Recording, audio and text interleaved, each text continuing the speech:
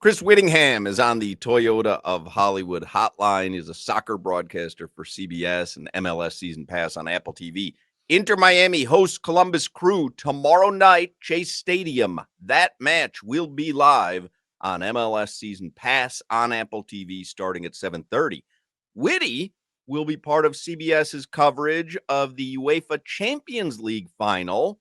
Game is tomorrow, 3 p.m. PSG take on Inter Milan in Munich, and you can watch it on CBS and Paramount Plus. Hello, Witty.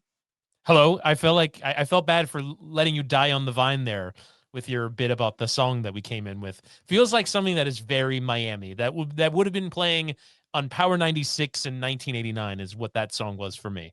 Culture Beat. That was a big hit song. That was a nationwide hit song, Mr. Vane by Culture Beat. You all are probably too young for it, except me and Jimmy. Me and Jimmy were around. We were at the club. We were like the Night at the Roxbury guys, me and Jimmy.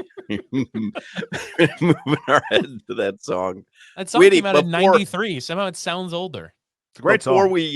Before we talk about Inter Miami, I want to talk about the Club World Cup for a second. How big and how well received has the Club World Cup been? We're a couple weeks from it getting underway. It's actually been fairly terribly received by the football world. I think there is this kind of idea, what do we need this for? What do we need another tournament for? The big conversation in the world of soccer in the last 2 or 3 years has been, there are so many competitions, there are so many games. You mentioned the Champions League final. One of the participants in the Champions League final is Inter Milan. They've already played 59 competitive games this season, and they're going to the Club World Cup in 2 weeks. So they're, by the end of this season, will have played something like 62 to 66 games from the start of the club season all the way through. Obviously, they have a squad for it, but in soccer, that is a lot. And so I think there is definitely this idea that maybe we are playing too much. At the same time, if you just sort of ask me, what do I think of it? On the merits, I think it's a great idea. What is the best club team in the world? That's what we're attempting to solve. You qualify by winning your continental competition. In South America, it's Libertadores. In North America, it's the CONCACAF Champions Cup. In Europe, it's the UEFA Champions League. And they've kind of filled it out with some of the other big teams from each of the big footballing nations in Europe. So I'm really excited, but really the only way to get the excitement going is, one, when the big teams play each other, which we'll see throughout the group stage and certainly into the knockout rounds. And also if any of the teams outside of Europe can beat one of the teams from Europe. I think that's really the biggest thing that needs to happen. How important is it to a team, a club like Inter Miami? And do they have any chance to do anything in the Club World Cup? I mean, it is fairly odds against for a team like Inter Miami, just on a talent level. I mean, they start with an Egyptian team called Al Ahly, which we've actually seen Al Ahly beat Seattle Sounders at the kind of previous incarnation of this tournament before. But you look at the group that Miami is in, they're playing Porto, one of the best teams from Portugal, and Palmeiras, one of the best teams from Brazil. Honestly, it would be a good achievement for them to get out of the group.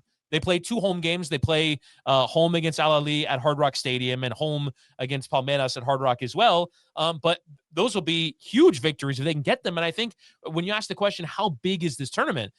I think for, like I said, any club outside of Europe, you're trying to kind of prove your standard. You're trying to prove that you can be of the level of any of the other teams in the competition. Can you go and beat one of the big teams? And I think for the league, for example, for MLS, you have Seattle and you have Miami, and there's a chance on Saturday that LAFC could join as well. For any of those clubs, it's, can you represent, can you carry the flag for MLS and go and beat one of these teams in a competitive game and say, we are a league that's good enough to be at this level? So I think that's kind of what Miami is doing going into this tournament. They'll play one more MLS game tomorrow, and then they'll have 2 weeks off before the Club World Cup starts. And the goal is basically don't embarrass the league and basically prove that the league is on a upward trajectory.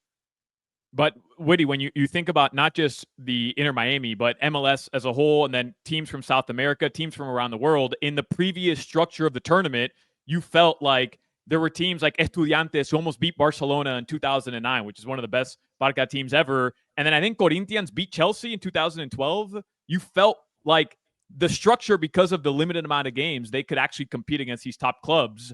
Now that it's stretched out, do you feel like that's possible anymore? Or the reality is the amount of games, top clubs are just going to be better? And I think the other thing too, Solana, in kind of figuring out this equation is there's a lot of money on the line. If you go all the way to the final and win, the winner gets something like $100 million in prize money. And that actually is, I believe, for the Club more World Cup? For the Club World Cup. FIFA decided we're going to put a lot of energy and effort into this. And so there is $1 billion in prize money available to all 32 teams. As a matter of fact, I mentioned that playoff that LAFC is playing against Club America tomorrow. The winner, by virtue of getting a place in the Club World Cup group stage, gets $9.5 million. Just for entering the tournament before you've done anything, you've made $9.5 million. And so that, I think, is the biggest thing, is you're going to see the big clubs take this seriously, because a lot of clubs in major European football are trying to make ends meet, or trying to get another player so they can go into the transfer market and buy another one or two players. And I think that's such a big part of this. So yeah, for the South American teams to go up against the major European teams, it will be an upset anytime any one of those clubs lose, even if it's a Porto or a Chelsea that maybe aren't at the highest end of European soccer right now. Inter Miami tomorrow, Chase Stadium. Messi, Suarez both had goals in the previous game. We're back. All our concerns are allayed. I mean, I don't know if that's quite the case. They gave up 2 more goals as well in the game to one of the worst teams in the league. They're still having issues defensively. They had another injured another 2 defenders get injured in the game, in Jordi Alba and Tomas Avila. So I believe, are down 3 defenders going into this game on Saturday against Columbus. But it is good at least to see Messi doing Messi things. His first goal was an absolute missile from outside of the area. Lovely combination play for the 4th goal. That was Miami's. And Suarez, sorry, Solana, has been one of the down parts of this Miami team this season. He has not scored goals like would have been expected. Was a 20-goal scorer last season, and he hasn't delivered that level this season. So the fact that he is now getting involved in the goals again, I think, is a really positive sign for Miami, because for better or for worse, these are the guys.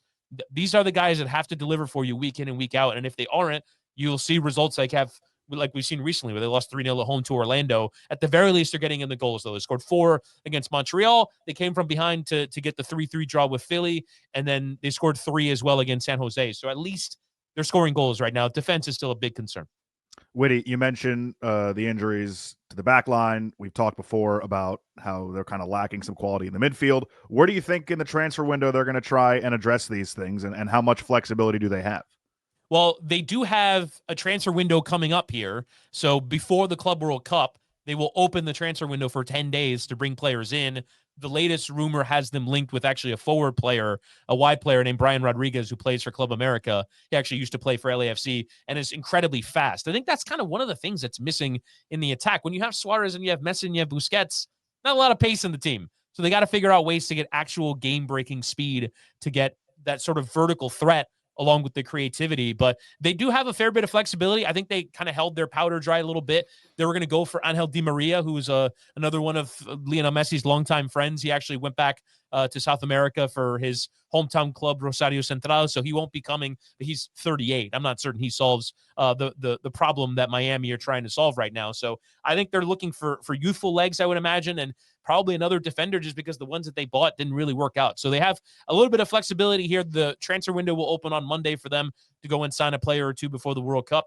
And there is also this lingering rumor out there that Cristiano Ronaldo wants to sign for a team that is going to the Club World Cup. It doesn't really make sense for him to come to Miami given the rivalry, but we think we'll see him somewhere before this tournament begins, because he didn't qualify through his Saudi team, Al Nassr. So there's this idea that he wants to go play for a team that'll be at this tournament in the U.S.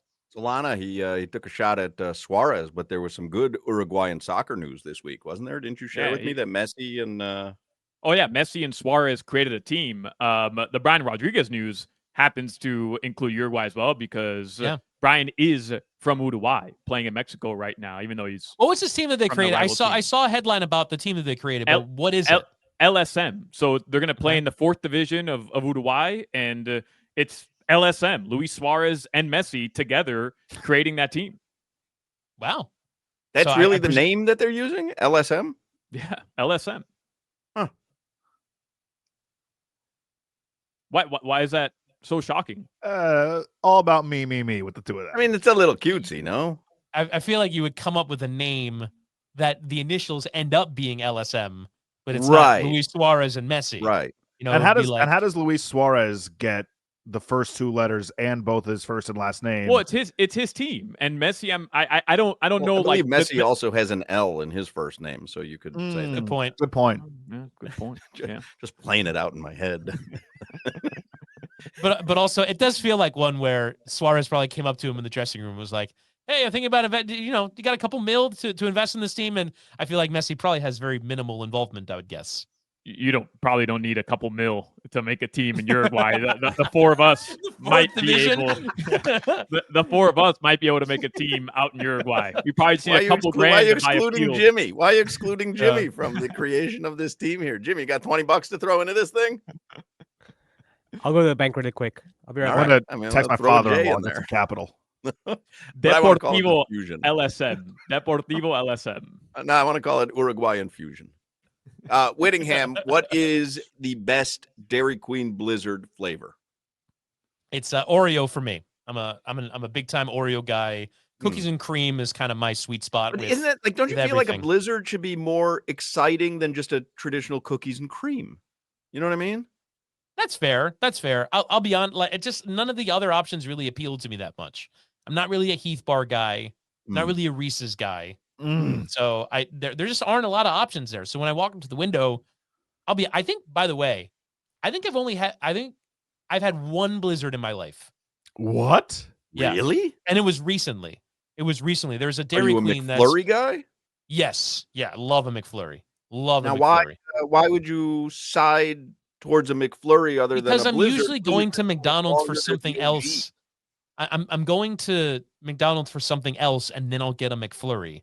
Whereas for Dairy Queen, you're going to Dairy Queen for that that's the part that I always have such a problem with, because if you go to McDonald's, you're not going to order dessert while you're ordering your meal. You know what I mean? And you're not eating at McDonald's, are you? No, but usually, like I used to go to the McDonald's by the old radio station, the old QAM 790, the Ticket Building, all the time. By the time you get back, you have your meal, and then your dessert's there waiting for you. Maybe you pop it in the fridge while you're waiting to eat it, but like you're there for something else. I feel like I very rarely went to Dairy Queen to sit down and have ice cream. It's a special trip. It's a special, hey, who's in the mood for ice cream? For me, let's go to like DQ. I was more of like a Cold Stone guy. I wasn't like, let's go to the Dairy Queen. Sounds like Witty needs to try the banana Blizzard. Maybe that'll change his opinion a little bit. I mean, truly the worst flavor ever ordered. by Cunha, Appel. I mean, For Mike Is that what Cunha, you got? though. That's what you got for Cunha, yeah? Yeah, it was for Cunha. So, and I think Appel, what'd you get? The Reese's Did he peanut butter eat it? cup? Reese's. He did eat it. 2 bites. Okay. All right, fair enough. 2 bites. Two more Which bites was than more I expected. Blizzard than he's That's had probably since the college. worst 80 calories that he's put in his body in the last year. That was Without healthy. It question. had bananas in it. It was healthy. Chris Wittyngham, he will be part of CBS's coverage tomorrow. UEFA Champions League final, 3 p.m. CBS and Paramount Plus. And again, Inter Miami hosts Columbus Crew tomorrow at Chase Stadium. If you're lucky enough to have tickets, get the brownies. But tomorrow, Inter Miami, Columbus Crew, that match will be on MLS Season Pass on Apple TV starting at 7:30. How are we letting him off the hook here with the Panthers making a Stanley Cup final for the third consecutive year after he denounced his fandom? How are we letting him off the hook off here? of what hook? What hook? Oh, this guy. Loser. Thank you, Wittyngham. Thank you, guys. Here you go, Chris Wittyngham. Go Oilers. We'll take a break. How dare you? How dare you? You are out of line, sir. You are out of line. That didn't make it over the air, did it, Jimmy? Worse than a curse word? Unfortunately, it did. Yeah, you That is dumped worse it. than a curse word. Dump button. All right. We'll see.